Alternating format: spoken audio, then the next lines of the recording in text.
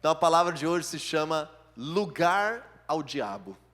A Bíblia fala que o diabo ele busca ter um lugar nas nossas vidas. Ele busca encontrar um espaço, ele busca ter uma situação que possa tirar proveito na nossa realidade. Ali em 1 Pedro capítulo 5, versículo 8, a Bíblia diz assim: estejam alertas e vigiem, o diabo, o inimigo de vocês, anda ao redor como leão, rugindo e procurando a quem devorar.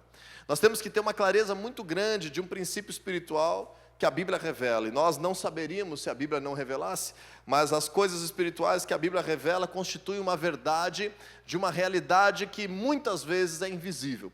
Mas quando nós nos despertamos a buscar a Deus, quando nós temos a iniciativa de, quem sabe, junto com a família, ou primeiro da casa, ou numa cidade, ou lá naquele ambiente de trabalho, você se desperta a buscar a Deus.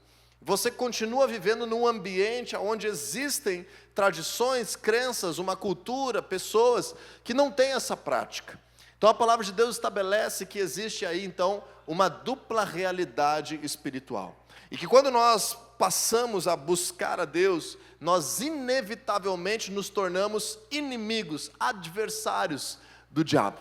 É isso que está dizendo aí 1 Pedro 5,8, o diabo é o adversário de vocês. Vocês quem? Pedro está escrevendo uma carta para a igreja. Ao mesmo tempo, se a gente rejeita a palavra de Deus, rejeita a presença de Deus e diz, não, isso eu não quero, eu discordo, eu acho que isso tudo é bobagem, esse negócio aí de Bíblia, de buscar esse Deus, nada a ver, eu vou viver a minha vida do mundo, eu vou mergulhar nos prazeres daquilo que o mundo me oferece. Então a palavra de Deus declara que aquele que quer ser amigo do mundo é inimigo de Deus. Então isso significa que por mais simpático que você seja, você não consegue ser amigo de Deus e do diabo ao mesmo tempo. Ou nós temos uma posição de viver a cultura das trevas, e há os seus benefícios para a carne, e também há os seus aprisionamentos espirituais, ou nós temos o princípio e a direção de viver uma cultura do reino de Deus. E agora existe uma inimizade contra essa realidade das trevas. Satanás se torna o nosso adversário. E a Bíblia está dizendo que o diabo ele anda ao redor daqueles que estão buscando a Deus, daqueles que são cristãos, que têm uma aliança com o Senhor Jesus, como um leão, rugindo, fazendo barulho. Como um leão, estando ao redor, às vezes, inclusive mudando os ambientes, mas buscando uma oportunidade a quem possa devorar. Buscando uma situação que possa encontrar lugar, que possa nos tragar. Se você quiser abrir tua Bíblia comigo no livro de Efésios, um pouquinho mais antes do que 1 Pedro, capítulo 4, versículo 27, nós vamos ver como que a palavra de Deus nos orienta a fechar esses espaços. A palavra de Deus nos orienta a não permitir essas oportunidades, essas ocasiões. Porque se o diabo está procurando uma oportunidade para nos devorar, a Bíblia também promete que aquele que é de Deus, o maligno não toca, que maior é o que está em nós do que o que está no mundo, que em Cristo Jesus nós somos mais do que vencedores. Então a única forma de nós sermos atingidos pelo diabo, uma vez que estivermos determinados a buscar a Deus, é se nós dermos lugar, se nós dermos espaço, se nós abrirmos brechas, se nós permitirmos situações em que o diabo possa penetrar a nossa realidade. E aí tem um texto muito claro da Bíblia em Efésios 4, 27, que nos é dito, e não deem lugar ao diabo. O livro de Efésios, se você quiser, é um livro que merece atenção para quem quer aprender mais sobre os conceitos das regiões celestiais, sobre essa questão de batalha espiritual, sobre esses princípios invisíveis. O livro de Efésios aborda algumas vezes isso, num pequeno livro de 6 capítulos, nós temos vários insights. Mas quando a gente vê essa frase tão clara, há uma advertência para cada um de nós como cristãos. Olha, você está buscando a Deus, você tem uma aliança com Deus, você está querendo viver nos caminhos do Senhor, então você tem que ter uma prática, um cuidado, um alerta, uma vigilância. Não dê lugar ao diabo. Você pode dizer aí para quem está do teu lado, não dê lugar ao diabo. Porque é o lugar que você dá, que vai se transformar numa oportunidade de bagunçar aquilo que Deus tem preparado para a tua vida. E como é que a gente faz para entender isso? Como que eu vou entender se eu dou lugar para o diabo, se eu não dou? Será que algum cristão em sã consciência vai dizer assim, não, eu vou vir na igreja, vou deixar uma cadeira do lado aqui vazia para um demônio sentar aqui do meu lado, para ver se ele se converte? Não! Não é algo literal, direto. Se preocupou agora? Não é assim. Nós damos lugar ao diabo em coisas que nós não percebemos, e a Bíblia também nos alerta essas coisas, que por vezes são coisas que a gente se envolve emocionalmente, se envolve racionalmente, se envolve com prioridades, e quando menos percebemos, demos lugar ao diabo. Então abre comigo lá na Bíblia ainda, lá pertinho de Pedro, livro de Hebreus, capítulo 12, hoje nós vamos falar de alguns textos bíblicos importantes, mas esse você precisa estar comigo, se você trouxe a tua Bíblia. Livro de Hebreus, capítulo 12, versículo 14, nós vamos ler na Nova Almeida Atualizada, uma versão da Bíblia mais recente dos textos do João Ferreira de Almeida, mais literal a tradução. Hebreus 12, 14, nós vamos ver que existe um caminho muito claro para que nós venhamos estar vigiando, para que não venhamos dar lugar ao diabo em 3 áreas muito específicas e que são muito comuns de nós nos perdermos no caminho. Diz assim no versículo 14: procurem viver em paz com todos e busquem a santificação, sem a qual ninguém verá o Senhor. Deixa aberta a tua Bíblia aí que nós vamos mergulhar nesse texto aí. A palavra de Deus está nos dando aqui uma recomendação, de que mesmo que a graça de Deus me alcança, é o poder de Deus que aperfeiçoa a minha fraqueza, o Senhor me salva, mesmo sem eu merecer, eu não conseguia fazer isso, a obra da cruz me abençoa, existe algo que eu preciso buscar, eu preciso procurar, me esforçar, em outra tradução diz esforcem-se, aqui diz procurem viver em paz com todos. Será que é fácil viver em paz com todos? Não é fácil. Se fosse fácil, a Bíblia não estava dizendo que é uma coisa que a gente tem que buscar, se esforçar, procurar fazer. Mas é um cuidado para com as nossas vidas, vigiar a qualidade dos nossos relacionamentos e o quanto isso se torna uma oportunidade para o mal. Em segundo lugar está dizendo, e se esforcem, busquem, procurem a santificação, a pureza do teu corpo, da tua alma, do teu espírito, o não envolvimento com práticas pecaminosas, que nem sempre tem a ver com relacionamento, mas tem a ver com o nosso interior, com as nossas intenções, com aquilo que nós permitimos os nossos desejos dominarem as nossas ações. E aí no versículo 15 vai dizer assim, cuidem para que ninguém fique afastado da graça de Deus. Cuidem, e esse cuidem ele tem um duplo sentido. O primeiro sentido é a responsabilidade da igreja em supervisionar, em ajudar, em estar alerta, em perceber. Quem sabe o Diego ali se afastou um pouquinho, parou de se envolver, parou de pertencer. Eu tenho que ter esse cuidado, eu tenho que ir atrás, tenho que perguntar como é que está, tenho que ver se eu posso ajudar, se existe alguma coisa que está acontecendo, se dá para suprir de alguma forma, se eu posso interceder. Esse é um cuidado que temos que ter como igreja. Nós somos uma igreja em células e sempre estamos tentando estar próximos da maioria das pessoas que se envolvem na igreja, semanalmente, num pequeno grupo, tendo esse cuidado. Mas eu quero trazer hoje esse cuidado sobre nós mesmos. Então eu preciso cuidar para que eu não me afaste da graça de Deus. E eu gostei dessa tradução da Nova Almeida Atualizada, porque ela falou, cuide para que ninguém fique afastado da graça de Deus. E aí a gente vai fazer uma comparação, e aí no livro de Hebreus você tem um grande livro da Bíblia para entender esse mover de Deus entre o Antigo Testamento e o Novo Testamento, como que essa aliança lá com Moisés tem a ver com aquilo que nós vivemos hoje com Deus. Te recomendo a leitura então hoje do livro de Efésios e do livro de Hebreus. Mas se você lembrar, quando Moisés tirou o povo do Egito que estava escravizado e foi em direção à terra prometida, passou pelo deserto. Ao chegar no deserto, Deus surpreende eles com a sua graça. E a sua graça se manifesta de muitas formas. Uma delas é uma nuvem que cobria esse povo de dia, a fim de que não viesse aquele sol escaldante da região desértica lá do Egito, sobre eles, os seus filhos, e pudessem caminhar com mais tranquilidade.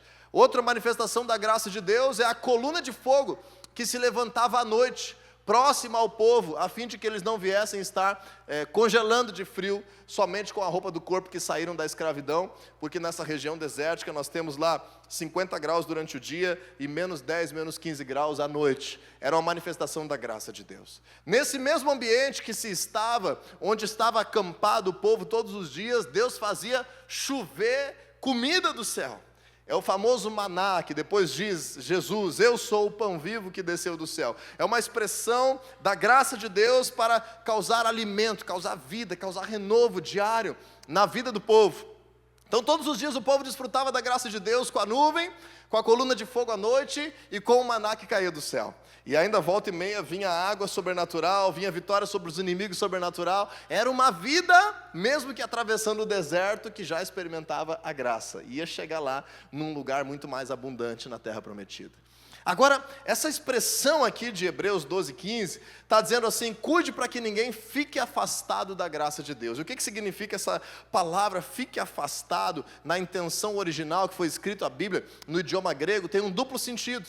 Que esse afastamento é como se a graça estivesse avançando e você por algum motivo tirou o pé do acelerador. Você por algum motivo começou a ficar para trás daquilo que Deus estava fazendo na tua vida.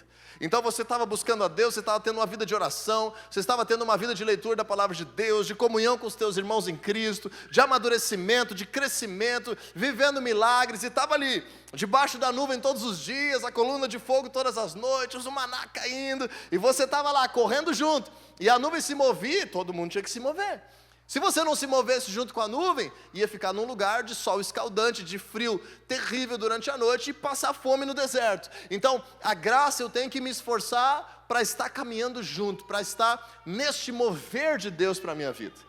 E aí essa expressão aqui, cuide para não ficar afastado da graça de Deus, é literalmente eu dizer, não, só um pouquinho pessoal, vai indo aí, vai indo que eu vou ficar para trás.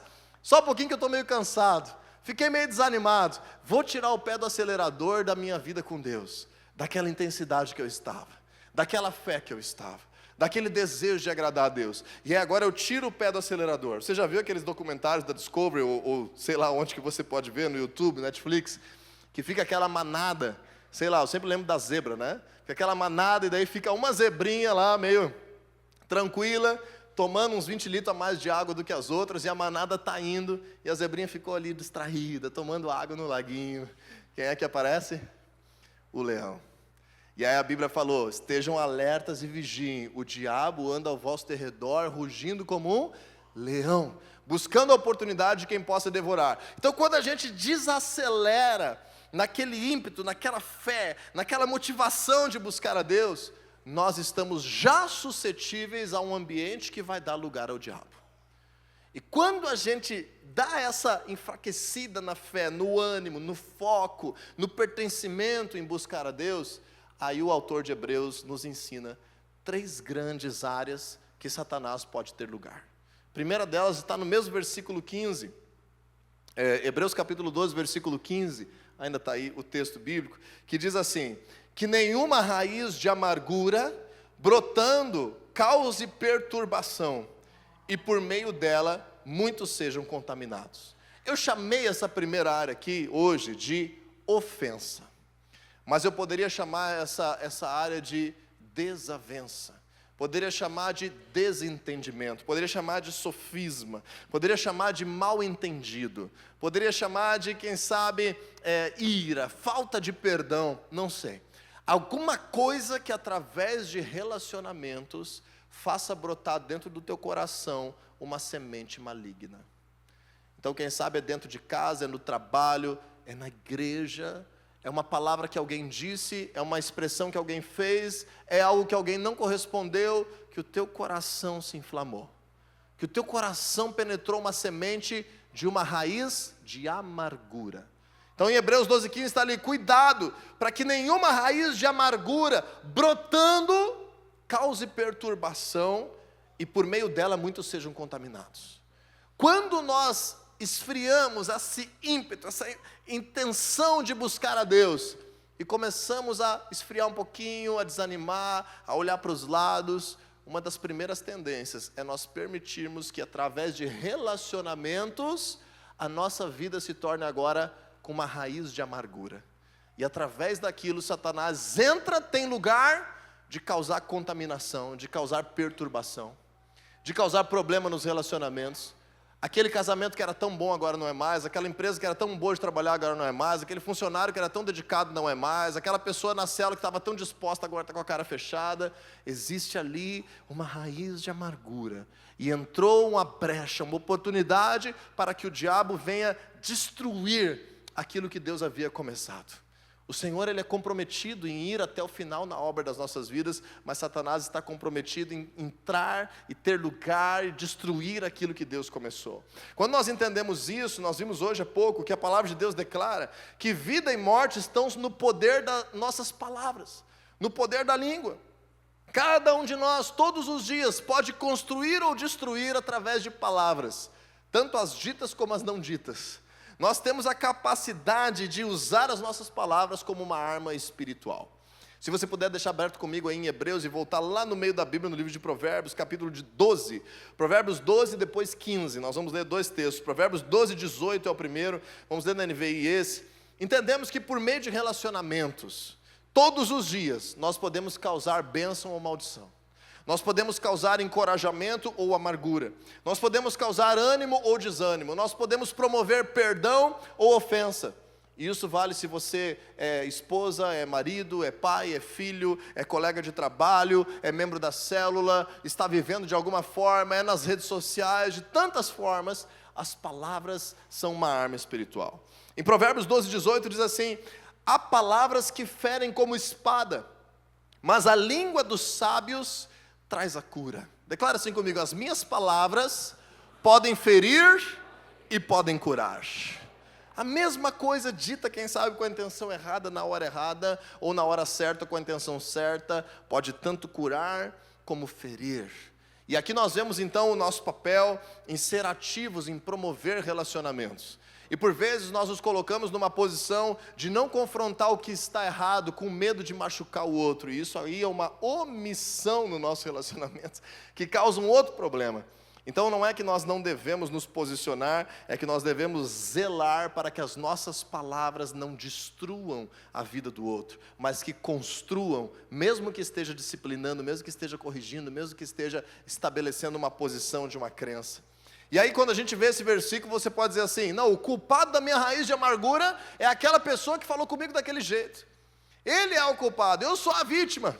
Eu é que estou agora ferido porque essa pessoa me tratou dessa forma. E aí a gente aprende na Bíblia que não, que eu sou responsável por aquilo que eu permito estar no meu coração. Tanto quando eu sou ativo em usar as minhas palavras, quando eu sou receptivo, quando eu vou dar uma resposta. Então veja comigo 3 capítulos depois, Provérbios capítulo 15, versículo 1, nesse mesmo tema, nesse mesmo assunto. Agora você recebeu algo inadequado. Você recebeu palavras que tinham a capacidade de ferir, de causar uma intriga. E eu sempre comento que a minha mãe tinha muitos ditados quando eu era adolescente, e um deles que eu aprendi é: quando um não quer, dois não brigam. E aí está dizendo aí em Provérbios capítulo 15, a resposta calma desvia a fúria, mas a palavra ríspida desperta a ira. Então, eu sou responsável por aquilo que se gera no meu coração nos relacionamentos, tanto quando alguém potencialmente pode me ofender, quanto a forma como eu reajo àquilo que eu recebi. Lembre-se, quando a gente dá espaço para a ofensa, para a desavença, para a raiz de amargura, o diabo tem lugar. A gente se afasta da graça de Deus e a própria vida cristã pode se transformar amarga. A segunda coisa que nós aprendemos lá no texto de Hebreus capítulo 12 está no versículo 16. E agora é um assunto um pouco mais delicado que eu preciso falar contigo hoje como pastor. Hebreus 12, 16 diz assim: e cuidem para que não haja nenhum impuro. Vamos parar aqui e depois a gente volta. Na NVI vai dizer: cuidem para que não haja nenhum imoral. E essa palavra imoral, impuro, aqui nesse texto de Hebreus 12, 16, é a palavra grega pornos. Você já deve supor do que significa. Está relacionado à imoralidade, à impureza sexual. E esse é o segundo grande lugar que o diabo tenta espaço na vida daqueles que estão buscando a Deus. Se o primeiro lugar é nos relacionamentos, é nas ofensas, é naquilo que é potencial para gerar raiz de amargura, coração pesado, atritos relacionais, barreiras entre pessoas e até mesmo com Deus, a segunda grande área. Então agora, alguém quem sabe tem a tendência de não se ofender por qualquer coisa, perdoar facilmente, é uma pessoa que já sabe lidar com isso, já tem maturidade relacional. Normalmente Satanás vai te tentar em uma das duas próximas áreas, e a próxima é na imoralidade sexual. Quando nós aprendemos isso, essa expressão impureza, imoralidade, esse pornos do grego, ele significa uma relação sexual ilícita, biblicamente. Seria a relação sexual entre solteiros, seria a relação sexual de infidelidade conjugal, seria a relação sexual com prostituição ou a prática de masturbação. Quando nós aprendemos isso biblicamente, nós percebemos que existe um ambiente onde Deus criou a bênção para a sexualidade. Em Gênesis capítulo 2, versículo 24, diz assim a palavra de Deus: por essa razão o homem deixará pai e mãe e se unirá à sua mulher, e eles se tornarão uma só carne. Aonde existe essa relação sexual abençoada por Deus, estabelecida, causando essa união entre o casal e também potencialmente gerando filhos, multiplicando, causando as famílias. E de forma muito interessante, no versículo 25 de Gênesis 2, nesse contexto do casamento e da sexualidade, diz assim: o homem e a mulher viviam nus e não sentiam vergonha. Então a sexualidade dentro do casamento não é vergonha para ninguém. Ter a sexualidade abençoada por Deus dentro de uma relação matrimonial é algo normal. Não é vergonhoso. Pelo contrário, não é normal se tem um problema grave nessa área, algum trauma, alguma desavença, algum problema, tem que buscar aconselhamento, tem que buscar ajuda, quem sabe médica, terapêutica, de alguma forma, porque Deus criou a sexualidade para ser abençoada dentro do contexto matrimonial. E nesse contexto não causa vergonha. Quais são então as coisas que se tornam imoralidade sexual? Todas as outras práticas das quais nos geram vergonha. E o que nos gera vergonha? Envolvimento com prostituição, relação sexual entre pessoas solteiras, adultério, masturbação, pornografia. Ninguém faz isso na frente do chefe. Ninguém fala sobre isso abertamente assim, com pessoas que estão querendo viver uma vida com Deus. Isso são procedimentos que causam essa falta de moralidade bíblica. E eu estava, certa vez, buscando em Deus, porque existem alguns pastores de algumas igrejas, de uma teologia contemporânea, para não dizer herege, que defendem, por exemplo, a masturbação, a relação sexual entre solteiros, com alguma impetuosidade, inclusive. E eu estava buscando em Deus certa vez: Senhor, me dá uma forma de entender se e como e por que a masturbação é um pecado. Por que é um pecado? Se a pessoa não está se relacionando fisicamente com outra pessoa. E eu não estava com a minha Bíblia naquele momento, estava orando, e vocês podem acreditar ou não se quiserem, veio à minha mente claramente o endereço bíblico que eu não me lembrava que estava escrito. 1 Coríntios 6,16. E eu quero te mostrar hoje esse texto da Bíblia. Vamos começar no versículo 15. 1 Coríntios capítulo 6, versículo 15. Por que os pecados sexuais são tão graves? Porque eles contaminam a presença de Deus em nosso ser. Eu não sei se você já parou para pensar. O acesso à prostituição, ele é gratuito de várias formas. A pornografia tem várias formas de acesso gratuito. Para você ter uma ideia, nos tempos do Antigo Testamento, havia manifestação de prostituição totalmente gratuita, através de o que a Bíblia chama de prostitutos e prostitutas cultuais. O que significa isso? Não é culturais, é cultuais. Eram pessoas que se transformavam, por exemplo, sacerdotisas de Afrodite. E aí essas meninas, lá na cidade de Corinto, por exemplo, tinham o templo de Afrodite, e ao se entregarem para serem sacerdotisas da deusa Afrodite, todos os dias na virada da tarde para a noite, vinham para os comerciantes, os viajantes, oferecer prostituição gratuitamente, porque era uma prostituição cultual, ou seja, o ato sexual, vamos dizer assim, deliberado, como uma forma de adoração à deusa a que tinha se consagrado. E assim nós vemos na Bíblia várias vezes, você pode procurar aí quando você quiser em casa, prostitutas cultuais ou prostitutos cultuais. Como nós vemos o sistema de trevas usando das relações sexuais ilícitas para trazer mal para a sociedade. Então em 1 Coríntios capítulo 6, versículo 15, diz assim, NA: Vocês não sabem que o corpo de cada um de vocês é membro de Cristo? E será que eu tomaria os membros de Cristo e os faria membros de uma prostituta? De modo nenhum. Aí o 16, que é aquele que veio à minha mente quando eu estava orando sobre isso. Ou não sabem que o homem que se une à prostituta forma um só corpo com ela? Pois como se diz, os dois se tornarão uma só carne. Mas aquele que se une ao Senhor é um só espírito com Ele. E aí eu comecei a buscar em Deus, Senhor, o que isso tem a ver com a prática da masturbação? Porque hoje em dia a escola ensina, o psicólogo ensina, o pai ensina, os amigos ensinam, todo mundo ensina aqui a descoberta do corpo, a educação sexual. Talvez você não saiba, mas quem sabe o teu filho de 11, 12, 13, 14 anos está exposto a um professor que na sala de aula, de repente, começa a falar de educação sexual e orienta a que haja a prática da masturbação como algo normal. E aí a palavra de Deus está dizendo isso e me remeteu então ao que o Senhor Jesus disse. Ele disse assim, aquele que cobiçar, desejar o adultério com a mulher do próximo, em seu coração já cometeu adultério.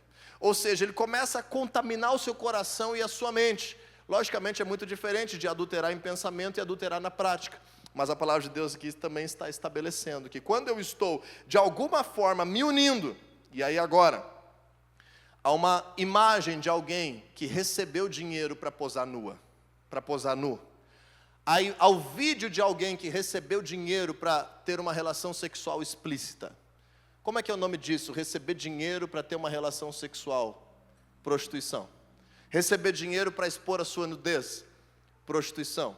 Então, no momento que eu vou praticar a masturbação, envolvido com essas práticas de prostituição, no meu espírito, eu estou causando uma união. Eu estou causando uma vinculação. E isso agora dá lugar ao diabo. De atuar nos meus pensamentos, na minha malícia, de atuar nas intenções do meu coração, de atuar naquilo que é a saúde dentro da relação matrimonial, dos atos sexuais, das relações entre as pessoas, de causar compulsão, de causar vício, de causar alguns problemas, de quem sabe desejar agora outras pessoas que eu não tenho, por causa que isso me fez pensar dessa forma. Então agora na rua, no trabalho, onde eu for, eu passo a ter esse desejo ardente por outras pessoas, porque existiu agora um lugar ao diabo dado por essa relação. Eu estou falando hoje sobre isso, dificilmente a gente fala sobre isso, porque eu penso que é um momento que temos que estabelecer a verdade da palavra de Deus de forma clara. E aí no versículo 18, o apóstolo Paulo fala na prática, fala de uma forma agora direta: fujam da imoralidade sexual. Ou seja, é algo que vai tentar você. É algo que vai te, de alguma forma, conquistar, tentar te conquistar. Qualquer outro pecado que uma pessoa cometer é fora do corpo, versículo 18. Mas aquele que pratica imoralidade sexual, peca contra o próprio corpo. Será que vocês não sabem que o corpo de vocês é santuário do Espírito Santo, que está em vocês e que vocês receberam de Deus e que vocês não pertencem a vocês mesmos? Portanto, vocês foram comprados por preço. Agora, pois, glorifiquem a Deus no corpo de vocês. Glorifique a Deus no teu corpo. Seja em atos sexuais, seja na tua decência, nas tuas vestimentas, seja em provocar o desejo no outro que não é teu cônjuge. Glorifique a Deus, porque isso dá lugar ao diabo. Quando violamos isso, nós entregamos a Satanás um espaço para agir nas nossas vidas. É sutil? É normal no mundo? No mundo é normal. Mas aquele que tem amizade com o mundo, tem inimizade com Deus. E que tem amizade com Deus, tem inimizade com o mundo. Então, às vezes, tu está fomentando isso com os teus filhos. Está debaixo do teu nariz.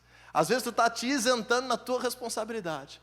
Às vezes, a tua esposa está dormindo e tu está assistindo pornografia.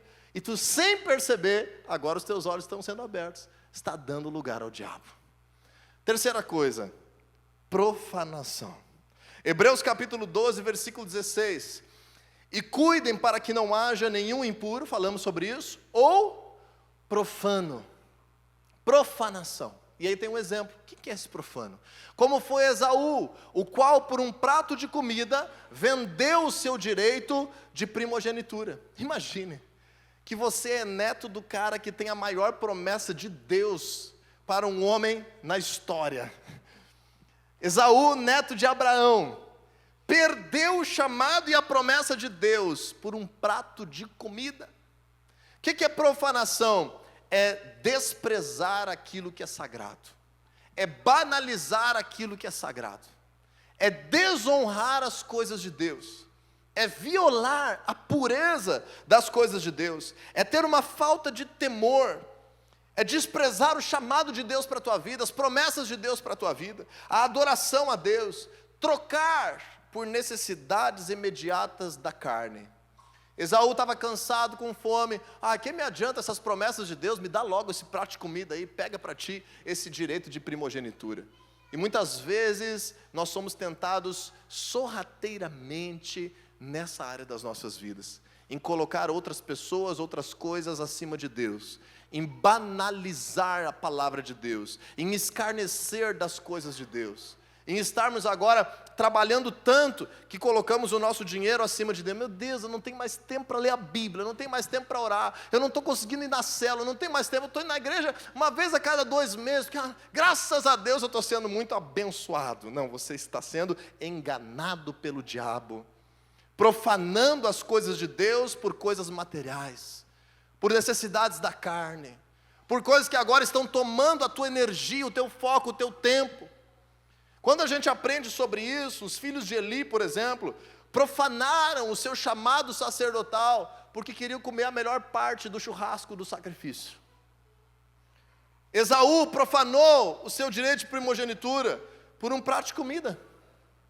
Judas profanou 3 anos de discipulado com Jesus. O cara era um dos 12, estava entrando para a história, performou milagres, o mundo estava mudando pelas mãos dele junto, e ele botou fora a relação que ele tinha com o Filho de Deus, por 30 moedas de prata. Quanta gente bota fora? Falaram em dízimo, eu não concordo com isso aí, eu vou botar fora a aliança que eu tenho com Deus, eu não quero. Eu tenho que trabalhar muito, eu vou trabalhar agora direto, eu não tenho tempo mais para buscar a Deus, eu vou botar fora por causa de R$500 a mais no meu salário, por causa de R$10.000 a mais, eu vou botar fora. Profanando. Eu estou com fome, eu não consigo, eu não vou fazer esse projeto aqui de Deus, porque eu tenho necessidades na minha carne, eu tenho que ter o meu tempo para mim. Profanando, desprezando, banalizando. Então o que nós estamos aprendendo hoje aqui?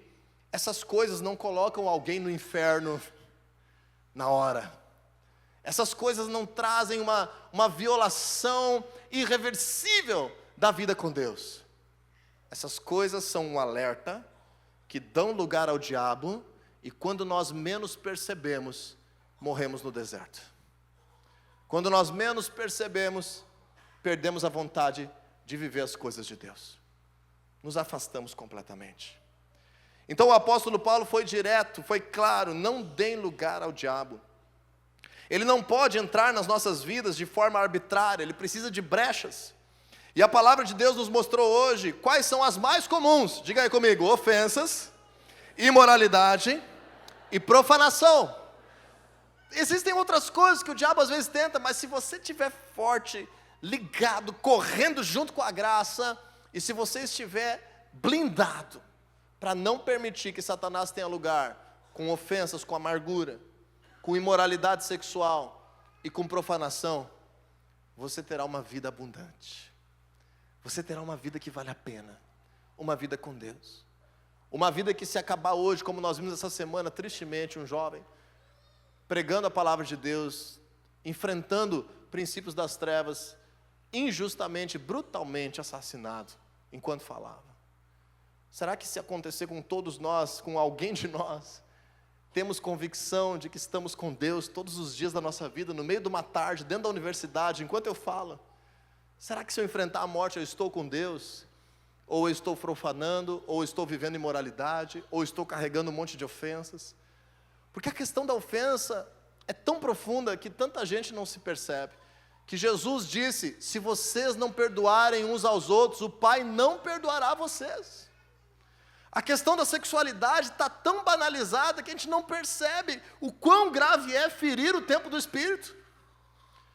A questão da profanação, tantas opções de igreja, tantos cultos online, tanta gente falando que eu quero ouvir, está tão banalizada que eu não percebo que o chamado de Deus para a minha vida é algo que eu não merecia, que eu preciso valorizar como algo alto nas minhas prioridades. Quando nós guardamos mágoas, levantamos fortalezas de amargura, contaminamos outros, quando cedemos à imoralidade ou profanamos o templo do Espírito Santo, quando banalizamos o que é santo, corremos o risco de trocar promessas eternas por prazeres passageiros. Mas a boa notícia é que em Cristo nós temos poder para fechar todas essas portas através do arrependimento. Em Cristo nós temos autoridade para expulsar a obra das trevas que está presente nas nossas vidas. Em Cristo nós temos a promessa de nos dedicar com excelência ao que é bom e rejeitar o que é mal, e o Deus de paz esmagará Satanás debaixo dos nossos pés. Em Jesus nós sempre temos lugar para arrependimento.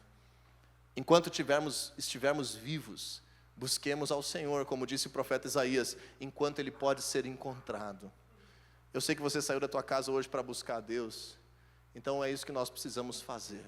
Se existe lugar do diabo tentando, te afastando da graça, te causando problemas relacionais, gerando imoralidade, profanando as coisas sagradas, nós vamos orar agora.